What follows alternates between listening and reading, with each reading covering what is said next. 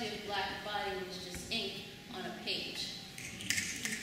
That I never heard the noise of the black struggle for freedom, the black struggle for justice, the black struggle for peace, the black struggle to struggle freely, that the noise of all of their collective black struggle white noise me to sleep. But this doesn't make my mother callous.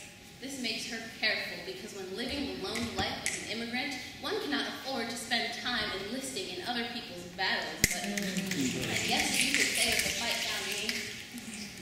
found me first when I was supposed to be angry about Captain Johnson, and then again about Rodney King, and then again about Trayvon Martin, and then it stuck because I had too many reasons to be hypothetically angry, and then I feared for the future of the black body.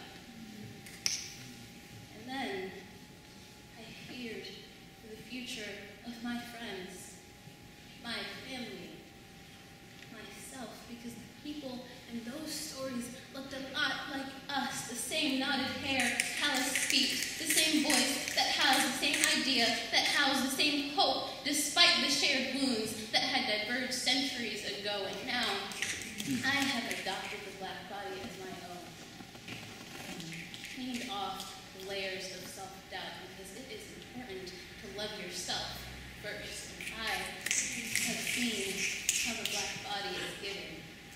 It stands immobile so that others can have at least one staple thing to objectify.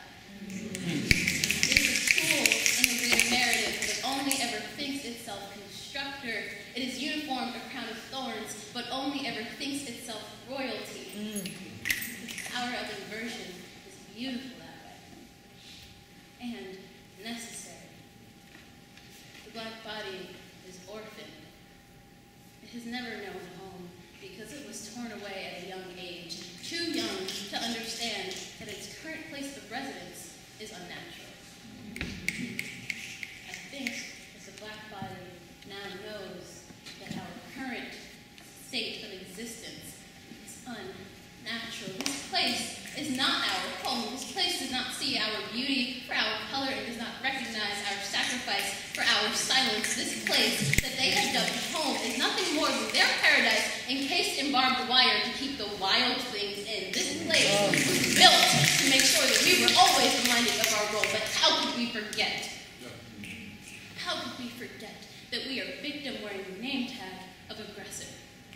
Forget that those who protect us are the same ones who hunt us. Forget that our voice is constantly drowned out by the uproar in our name. Forget that our suffering has been publicized, televised, and commoditized for the entertainment of the democracy. Forget that we are always dying of a curable disease. Forget that the country that persecutes us was built on the backs of our forefathers. But the black body appreciates irony.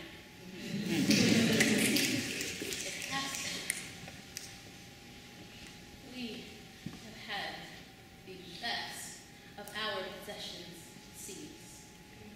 Yes, we are a nation under siege, but we will never stop screaming bloody murder because we call it how we see it, and we see it too often.